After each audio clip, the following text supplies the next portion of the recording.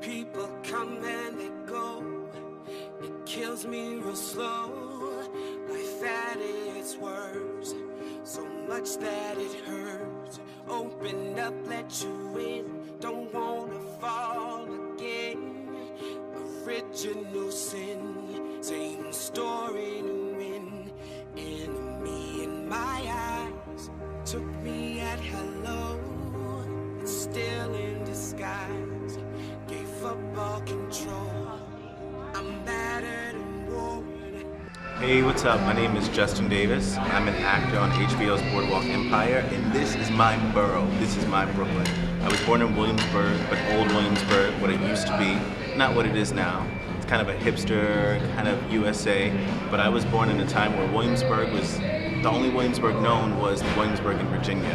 And whenever I described Williamsburg, it was somewhere between Bushwick and Greenpoint. But the reason I love Brooklyn, the reason I love this borough is because of everything it was and everything it's becoming. It was such a rich culture here, and there really still is. And I love it because now there's so many different elements being brought in. You have different elements of entertainment, different elements of art, architecture, buildings, everything. This place is almost like what Harlem was during the Renaissance, an upbringing of culture and people, music, art, everything into one borough. This is why I love Brooklyn. This is my borough, my everything. I go longboarding through the streets. I go hiking in the park in the summer. My name is Craig Anthony Miller. I'm an artist in Brooklyn, New York. And right now I'm sitting in my shop called the Brooklyn Heart here in Dumbo. Many inspirations. I think that art sort of found me.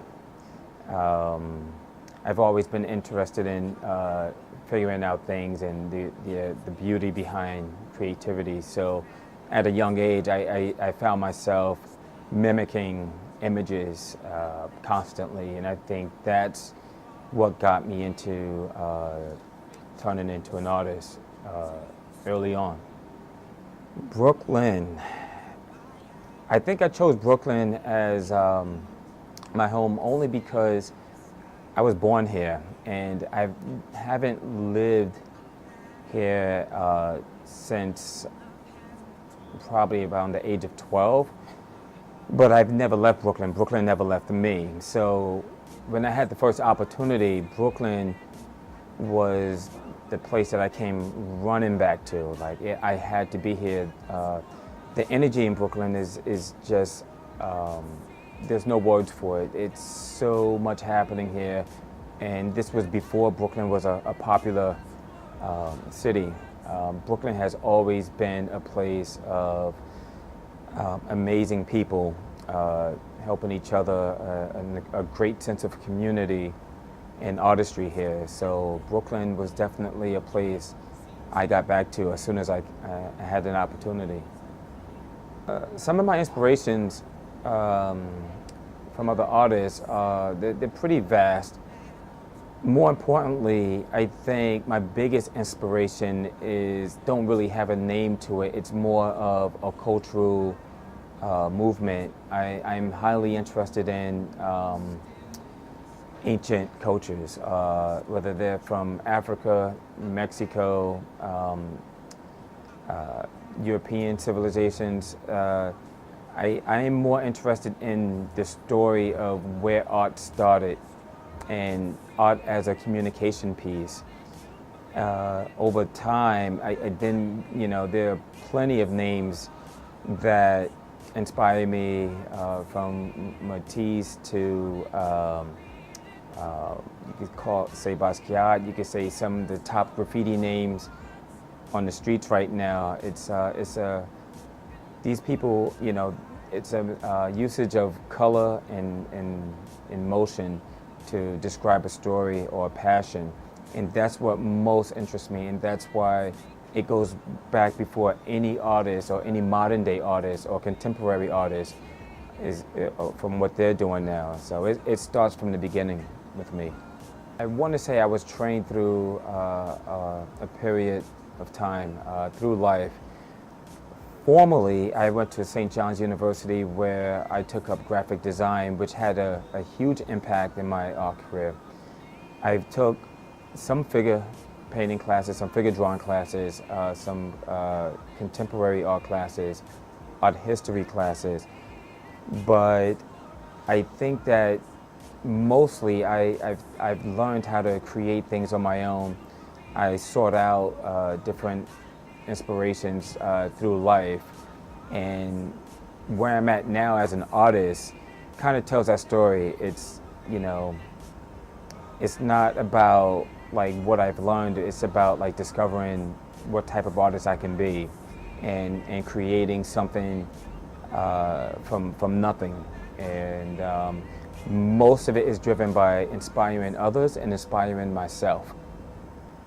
About 4 years ago, I started putting on a production called, well, it didn't have a name at first, but I started curating shows for other artists. Now, this happened at a slow process. When I came back to Brooklyn, I wanted to find a place that was going to allow me to create and to have a home as an artist, and that place was Dumbo. Through the process, I befriended owners of a venue that gave me a vast amount of space to create my own artwork. It's kind of like I had my own resident gallery. So over the years, I realized that many of my friends, my artist friends, had trouble finding galleries or show spaces. It was really difficult just to hang a painting anywhere. Nobody wanted to give anybody a chance, for that matter. So what I decided to do was maybe people are getting a little tired of seeing my work all the time. So I started taking the space that I had and inviting my friends in to show their artwork. And what it turned into was, at first, 2 months, 3 months, 4 months, but then there was so many people coming through that I said, you know what, this is something that I could show a new artist every month. And right around the same time, the neighborhood of Dumbo started doing something called First Thursdays. You know, First Thursdays is like the entire community, the art community, have an event where they would bring in an artist or have an opening or some type of party that would showcase some type of art. So First Thursdays became the show day for the artists that I've been showing over the past, it's gone on 4 years now. And it's getting more and more popular. And this year, we're gonna have some of the best shows that Dumbo has ever seen, group shows as well as solo shows from people all over the world and right here in our backyard. The next show, The Walkway is doing, and that's the name of it, The Walkway, is a group show, and this is a part 2 show. The first part of this show was called The 60. It was called 60 The Collective. And it's about urban art, and it's about bringing 60 artists together from all different disciplines. Photographers, painters, sculptors, graphic designers, and possibly video people. And it all revolves around the urban art world, street art, if you will. So this next show is the second installation of some amazing artists from everywhere that are going to come together, and that main purpose really is to network with other artists from different disciplines and to celebrate art. I mean, it's that simple. There's no real agenda behind it, except that my partner and I, we're trying to bring artists together. And his name is Frankie Velez. He's been doing a lot of stuff for many years, so it's a pleasure to work with him and bringing so many different types of artists together. So 60 The Collective has turned into an attraction now, and we are not at the second show yet, and we're just booking up the third showing that will be held in August. The process in selecting artists for The Walkway is pretty organic. It's not a process of putting out an open call. It's more of a process where we try to see who's around us the most and who do we know, what people we personally connect with that are looking for opportunities, because it's easy to go online or to ask anybody to put an ad in the paper to say, hey, whoever's out there looking for a show, come talk to me, because then we're going to get everybody. But we want to start with helping people that we personally know, which is a lot right there. And we'll reach out to them and see where they're at in their career and if they're looking for a show. And that's when we'll try to set something up. The good thing about the walkway is that it has become very popular. So, and we have expanded on what we're doing. So hundreds of artists are in front of us all the time, every month. And, you know, with going to the art fairs, whether it's Art Basel in Miami or the New York City art show, we are always going to have a huge selection of artists to choose from. My own personal artwork has evolved from one belief, and that was to inspire yourself first and then inspire others. So from the beginning, I think that my art started from helping other people. And I remember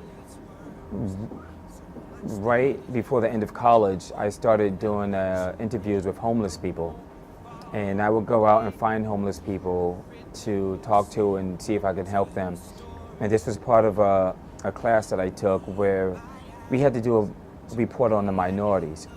And I chose homeless people as my minority. And that's what really triggered the whole artistry of like what I call the warriors within.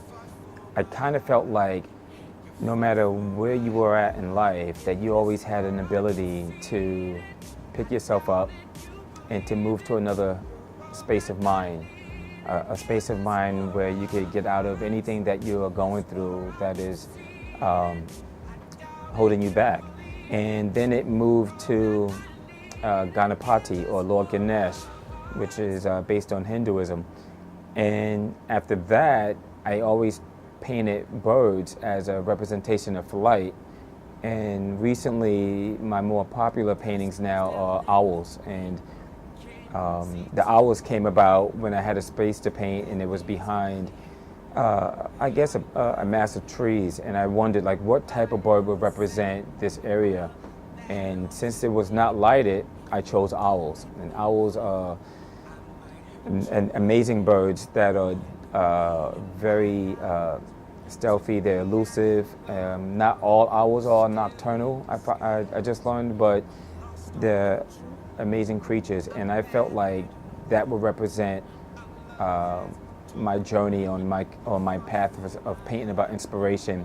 And they became popular. And they also led to me doing some work for a falconry in London, which is going to be an amazing opportunity for myself.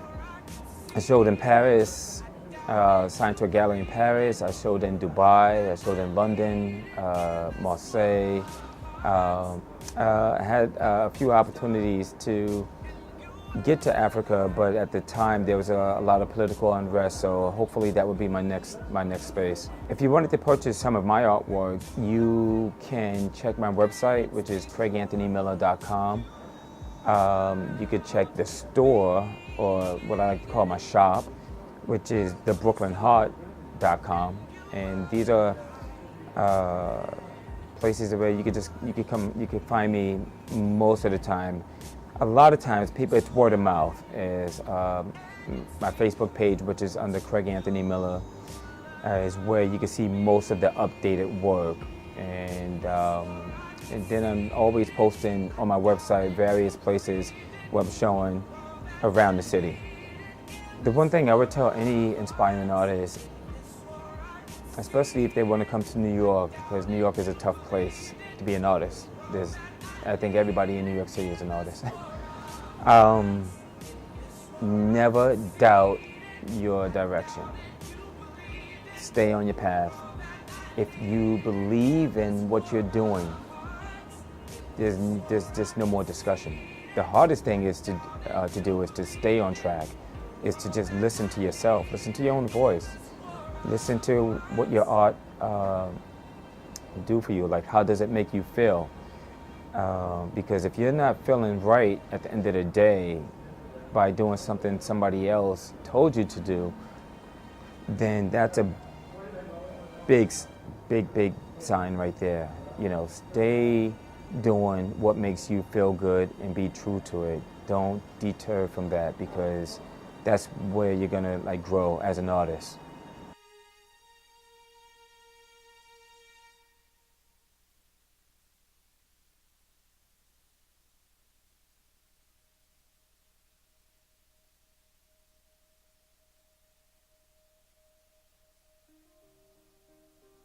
My name is Khalid Al-Sheikh Khaddour. I'm from Syria. I live in Dubai, and I am now in New York City, in Brooklyn. I'm an artist, painter, and I'm a muralist too. What brought me to New York City, to Brooklyn, is to have the opportunity of exposing and having the opportunity to showcase my artwork. And through a very nice artist I've met, his name is Cam, gave me the opportunity to showcase my work in Brooklyn, in Dumbo, in the walkway. What would it mean to me to have a show in Brooklyn? It means first of all, getting to know all like the artists and getting involved in that scene in New York, in the US, in Brooklyn. It's a big opportunity, and it's a good thing for me to have that kind of exposure and to meet these artists, and I mean, it's just too beautiful, and I'm blessed.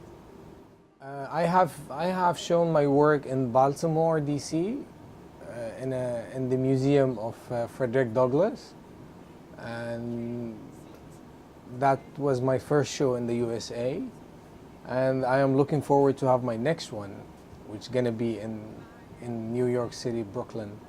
There is a show that's lined up for me in San Francisco to showcase my artwork.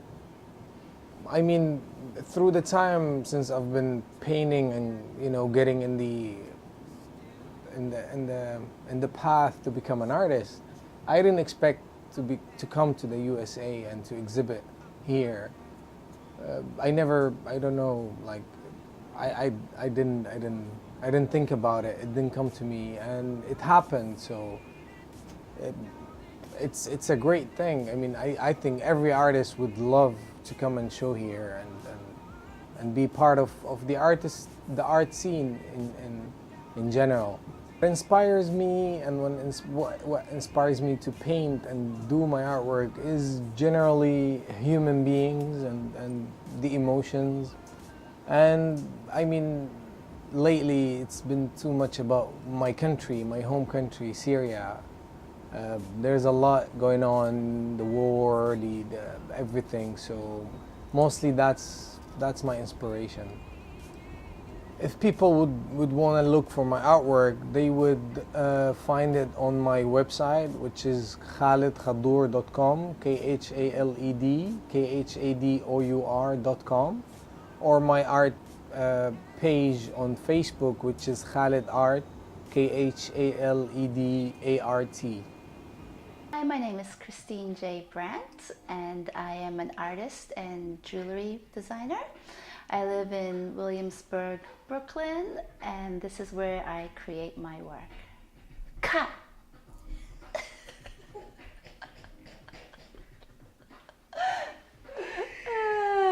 What else am I supposed to say now? I was inspired to make jewelry after taking several classes of wood carving, and I always loved jewelry.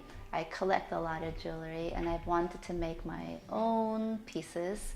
So I incorporated my wood carving skills and started carving wood jewelry and set in huge stones. Well, about 10 years ago, my father got very sick with cancer. And after I learned about this, I quit my job, my 9 to 5, and I came home to take care of my father. So during that time, I needed something to do. And when I had free time, I would go to the studio and carve something that I really enjoyed doing. And I made little pieces of jewelry that I took classes in while I was working in Columbus, Ohio. And that's how the line developed, because of my time at home, be with my father, and as he got better, my collection got bigger and I had more time to concentrate on making my pieces. Everybody in my family is an artist. My brother is an amazing photographer. My father is also an artist in house construction. He builds houses. He used to build log cabins out of wood. I think that's where I found my love of working with wood. And my mother, she was also very crafty, and she did a lot of knitting and crocheting and sewing. So I grew up in a very creative household. Currently, I'm living in Williamsburg, Brooklyn. I've been here with my fiance for about 10 years, and it's changed so much since we've been here. We live on the south side, and when we first moved here, it was very different. There weren't as many stores or nice restaurants, but now it's just a mecca of great places to eat and drink and shop. I think now that the neighborhood has changed so much, it's just become more exciting and a lot more fun to be here, and our friends are constantly coming to this neighborhood to eat and entertaining. There's a lot of entertaining, and I really enjoy being in Brooklyn. It's more laid back, and there's a lot more trees. It's a little bit more natural, I feel, than living in maybe Manhattan. But there's a lot of beautiful places in the city too. But I just like the pace it's a little slower, and the artistic community is very it's pretty intense. Lots of creative people, and mind likes, or like minds. That's it, like minds, not mind likes. Like minds, and way of living, I think. Places to eat, we like some hot spots that we'll enjoy going to. Our Maison Premiere for the oysters. There's a lot of fun shopping on Grand Street. There's a lot of stores, and some of the best restaurants, I think, are on Grand right now, and moving even more south and closer to the water. A lot of interesting places are opening there. There's lots of great vintage clothing, vintage stores and furniture shops, and you just run into things. New things are always opening. When I first started taking jewelry classes, I was carving wax and I was casting in silver, and that was nice and fun, and I really enjoyed it. But I really wanted to take these shapes and bring them into the wood, and I wanted to set crystals into wood. And it's really interesting because now, after working on a wood and stone collection, I've come back to silver, and I go back and forth. But my silver that I've made now, that my most current silver pieces are very different from the silver pieces that I made when I first started taking jewelry and metalsmithing classes. One of my favorite necklaces is this one. It's called Kryptonite, and this stone is actually a green tourmaline.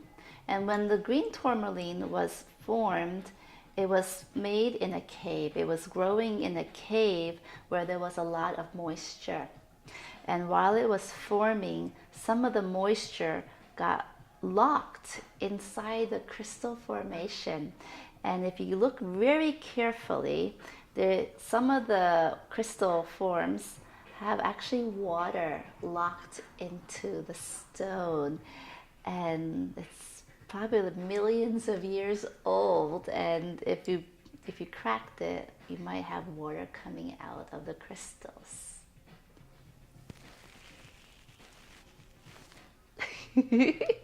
So that's a pretty fascinating one. Oh, and you know who else has this piece similar to this? Well, not similar, but the same stone.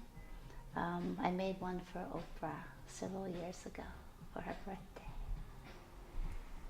I had many celebrities wearing the pieces, but there was a story in Elle magazine where Adriana Lima is wearing one of my cups. And that was a very beautiful editorial story. Some of the shops where you can find my jewelry are on the West Coast. I sold my pieces at Fred Siegel Green when that was in Santa Monica. And you can find my pieces at the Four Seasons in Mexico. You can find some of my pieces in the Middle East, in Dubai, and also in New York, and Williamsburg, New York, and Brooklyn, where you can find most of the pieces. Well, the pieces are mostly worn by women. Most of the pieces I make are for women. And she is a very strong, very individual, and very creative personality. She also loves nature and understands the beauty of natural objects. And I think she understands and appreciates beauty of nature and the organic feeling of the pieces. I look back and I try to think about my clients, but they're all very diverse, and the ages are also really diverse. So I can't say it's a one type of person, but it's somebody that really loves the excitement of shape and color and texture and natural and wood and stones. And Myrdith loves it. Myrdith has 2 pieces. I do make a lot of special occasion pieces, mostly anniversary pieces, birthday presents, and I've also made a lot of engagement rings and wedding bands. And I think it's the type of person who wants something a little different. She doesn't want your typical diamond band, but she wants a unique piece that nobody else will ever have as a wedding ring or an engagement ring.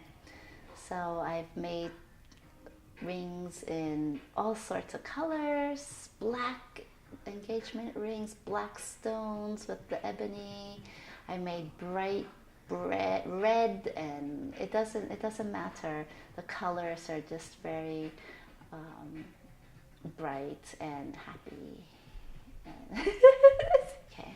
You can find my work on my website at www.christinejbrandt.com, and there you'll see a nice range of rings, necklaces, and then my sterling work is also there, and I do earrings and cufflinks and made-to-measure custom pieces.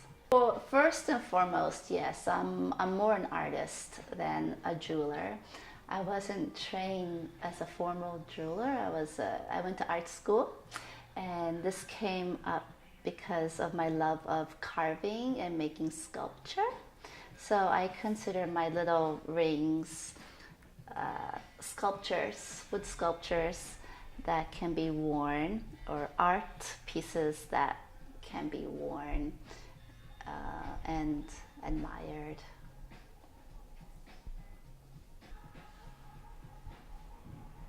Hi, my name is Billy Kosciuszko, and I live in Brooklyn, and I'm a fashion stylist that moved to Brooklyn about 10 years ago.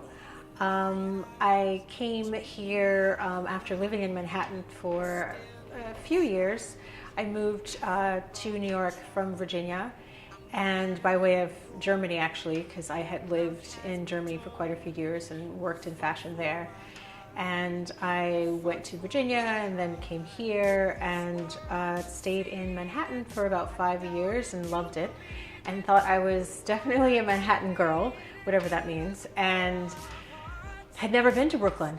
And then one day, a friend, I think I was visiting a friend and I came to Brooklyn.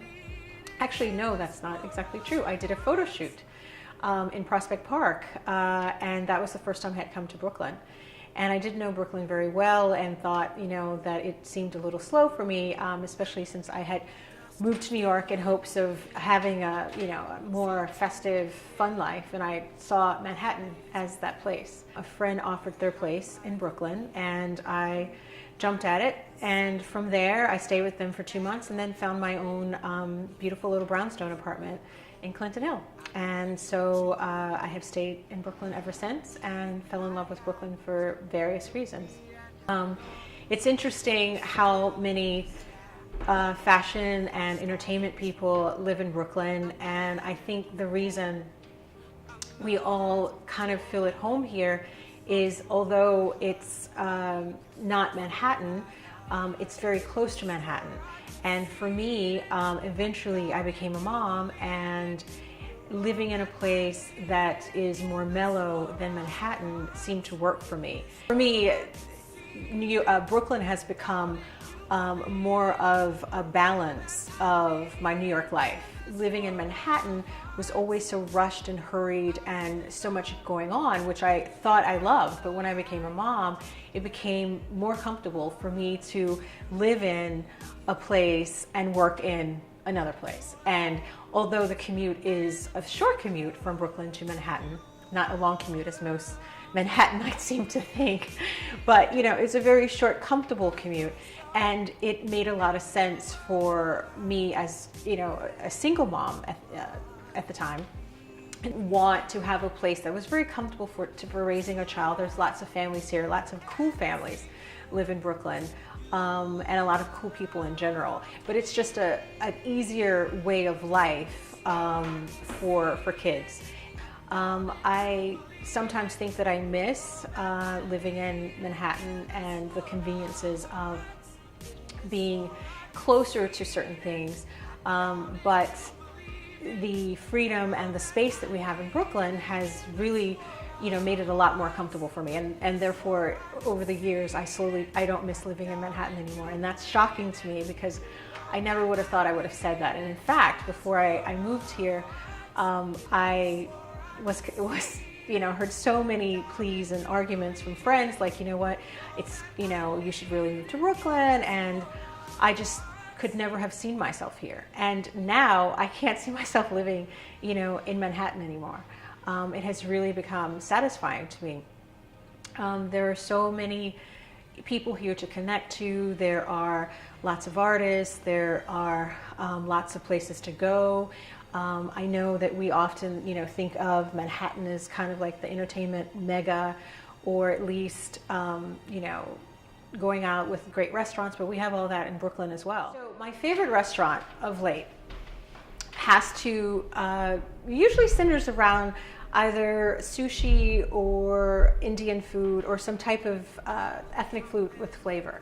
In the neighborhood, ironically, there's a restaurant that kind of merges all of those flavors for me, and it's Madiba.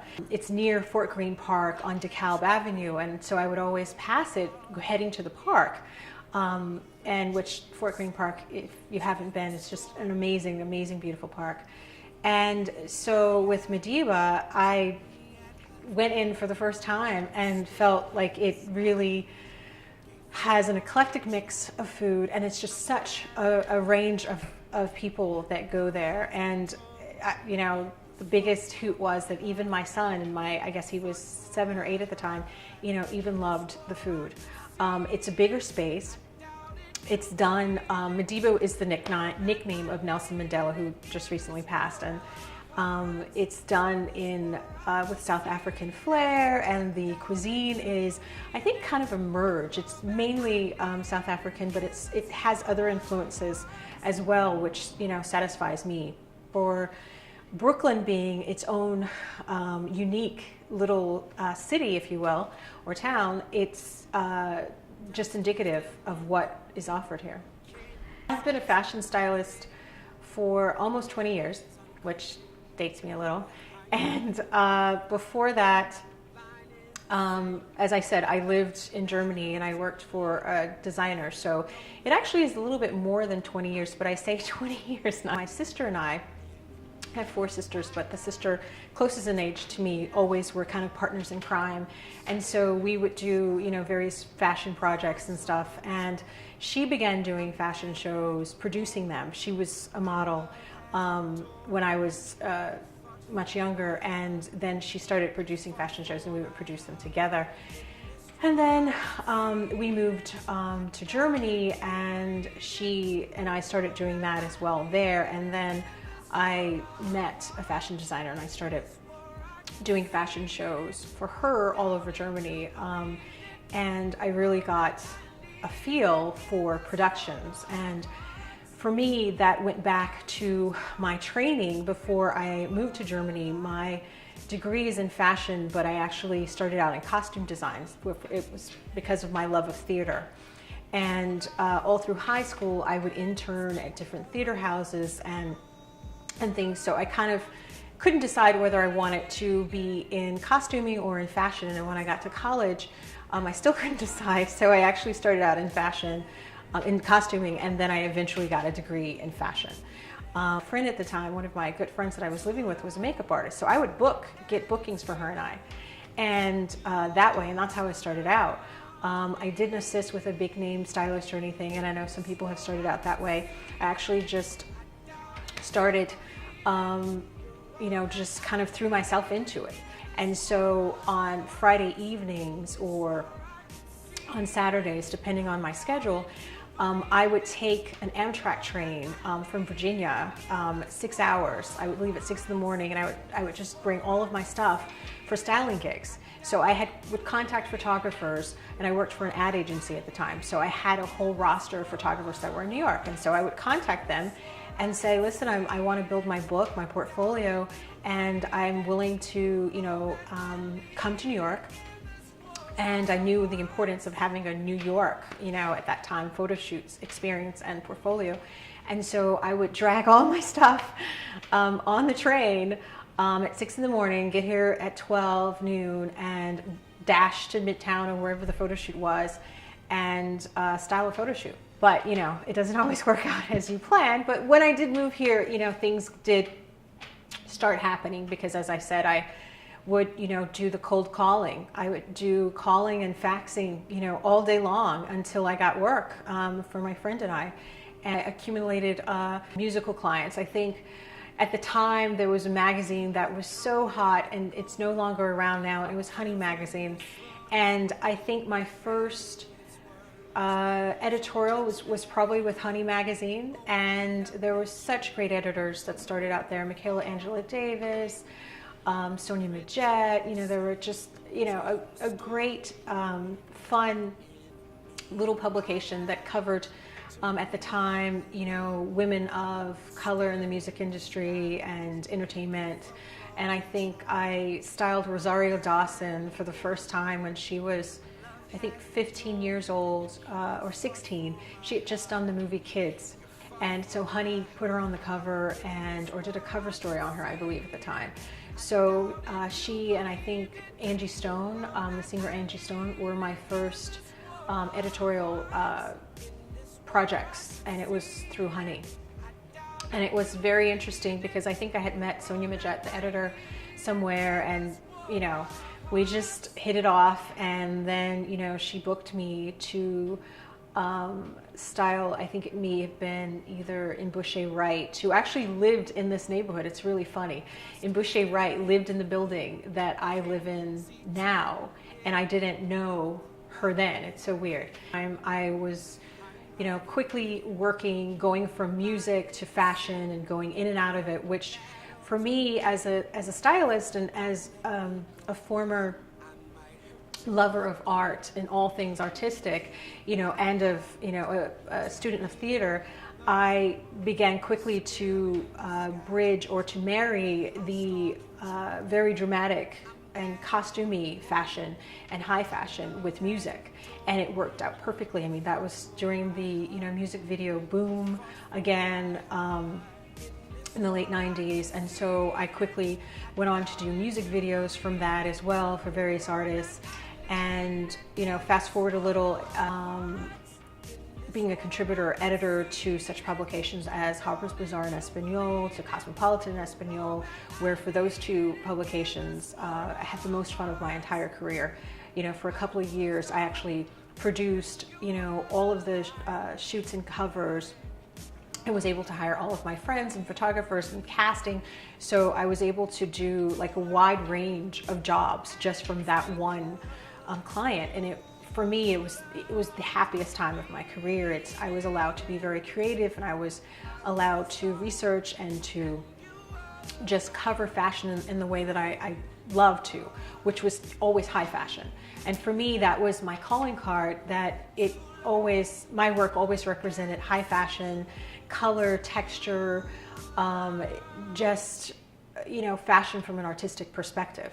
And I still enjoy that. You know, we're, I guess, honestly, 20, 25 years later, and it's still, you know, my thing. And it's interesting how eventually that moved me towards other publications, Glamour, Trace magazine, and other clients as well. And eventually I became a fashion director for Essence magazine, and I was able to really bring in, you know, and represent designers and showcase designers, and bring in, you know, colleagues and, you know, people that I had worked with before. So it was really a highlight of my career. It's interesting that, you know, Brooklyn has become, by the way of the Barclays Center, has become actually entertainment alternative for Manhattan. If not, I guess not really an alternative, but maybe a choice town for entertainment as well, because of the Barclays Center. And with that, you know, so many other high-profile people are interested in Brooklyn. And just recently, for New York Fashion Week, fall New York Fashion Week 2014, for the first time, a major designer, Alexander Wang, had his show here in Brooklyn at the Navy Yard. And the Navy Yard has been converted into TV production space and other alternative venue spaces. And, you know, that was amazing. A young designer, and it, you know, which is so befitting, a young hip designer would say, you know, Manhattan is great, but, you know, let's take the show somewhere else. And he brought it to Brooklyn. In addition to that, the Brooklyn Museum continues to flourish, and it definitely can compete with all of the other museums in Manhattan, and it has great shows constantly. Most recently, the Jean-Paul Gaultier's show, I think, was here from Canada, and so I think it ends actually in a week, but it's at the Brooklyn Museum, and it's an amazing showcase of his fashion career for the last, I believe it goes back 30 years. And I saw the Alexander McQueen exhibit also at the Met in Manhattan. And it's interesting because I was with a friend and I compared the two experiences. And the McQueen, although it was so beautifully curated at the Met, and it was just such a great exhibit of his work, because I think he had passed maybe the year before, it was very, very difficult to maneuver through because it was just so crowded every single day. Contrary to the Brooklyn Museum, Jean-Paul Gaultier exhibit was just, so easy to walk into. The chambers for each exhibit or each part of the exhibit were much larger, and it was just so much easier to watch, and it was so interesting, the eclectic mix of the people attending versus the kind of predictable audience that I think viewed McQueen at the Met. And at the Brooklyn Museum, there was, people of all walks of life. There were lots of children there, just totally different. So once again, it's interesting that something that we're used to seeing in Manhattan and now takes place in Brooklyn on a bigger scale, on, much more easier vibe. And I think for me, that's just the essence of living in Brooklyn versus living in Manhattan. In Brooklyn, it's just an easier vibe. It's just a more mellow and definitely more eclectic. So I'm working on a new project that I'm very passionate about. It's very needed, I think, because what happens is there's a lot of artists that live in Brooklyn, and we're all aware of this, but it's such an enclave. And everyone kind of is, we're not as close-knitted as Manhattan, and people aren't as tightly living together, and we're a little bit more spread out. But it's interesting because there are so many people that work in the entertainment and fashion business and that live here, but we don't always communicate or connect. There's no kind of place, fashion center where we all connect. Fashion Week brings a lot of fashion people together every season. We don't really have something like that in Brooklyn unless, possibly it's first Saturdays at the Brooklyn Museum, or sometimes there's a house party in Fort Greene Park, and sometimes, you're close to colleagues or people that you've worked with. So my idea is to have, whether it's a regular kind of fashion connection or entertainment connection where we can network and you can actually know who your neighbors are. Often, I was surprised to learn maybe once someone moved out, or maybe later in the game that, someone that I could have worked with was possibly living in my building or living right next door. And it's very interesting because in this economy, what better way to put a little fire back into your career or jumpstart a new project, but to network, with the people who you're already so close to, who you're living, very close to. So that's my new project, and I would love to see that kind of, shown on a bigger scale, possibly on a TV show, or talked about regularly, or offered to everyone so they can take part in it. I have a website, and my website is www.kasiewsko.com, my last name, www.kasiewsko.com. My name is Shuli Amsel. I'm the owner of a company called Shuli Wigs. We're based in Brooklyn. I'm the creative director, the manufacturer, distributor of a line of wigs that are catered to make women look magnificent and beautiful. I'm an Orthodox Jewish woman. It is part of our religious tradition that when a woman gets married, she covers her hair. Basically, I wanted to create a wig that was both comfortable and beautiful, natural, so that women, when they're going out into the workforce, will look magnificent wearing their wigs, at the same time keeping their tradition. Well, initially the clientele was predominantly the Orthodox Jewish women. However, as my company grew, my client base grew. So we sell wigs to the beauty industry. We deal with women who are going through hair loss, through chemo. We also help women who are suffering from alopecia, baldness, and track alopecia in the African American community. We also cater to the cross-dress community as well. So we really are I don't even know how to describe it, but we cater to every type of person that wants to cover their hair for whatever purpose they need with wigs and hairpieces. We have clients who come from South Africa, from Europe, from South America, from Australia. So it's really, we are an international company that cater to everybody from everywhere. The area itself is called Kensington. We're very near Midwood. We actually are very near to various trains, the B, the Q, the F. So we're very local. We're basically in the heart of Brooklyn. Anybody could reach us through public transportation.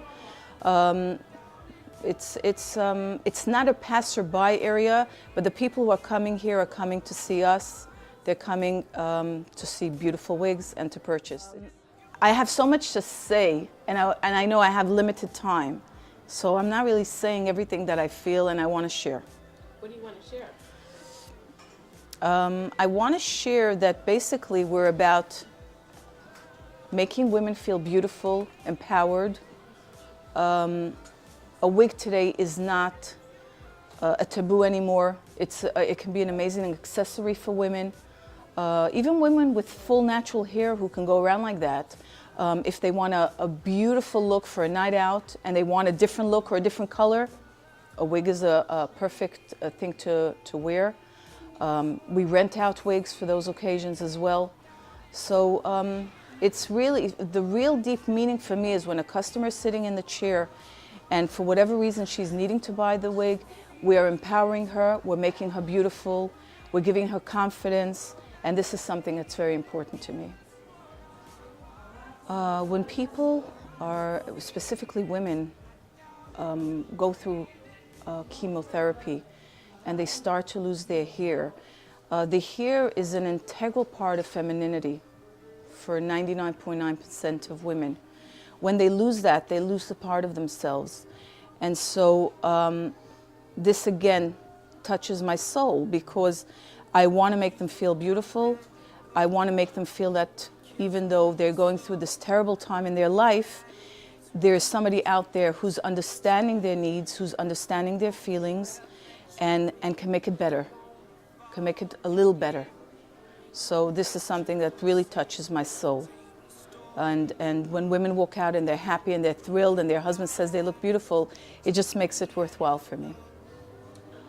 Basically, I think Brooklyn, because that's where I live, so it's local to me, it's more convenient to me. Brooklyn right now, how do your customers feel? Well, To you in Brooklyn? they make the effort, funnily enough. They do make the effort. They sometimes complain. They say, oh, I had to come all the way to Brooklyn. But once they get a taste of us, they're coming back again and again. And we have people driving in from New Jersey, from Virginia, from Baltimore, flying in from California.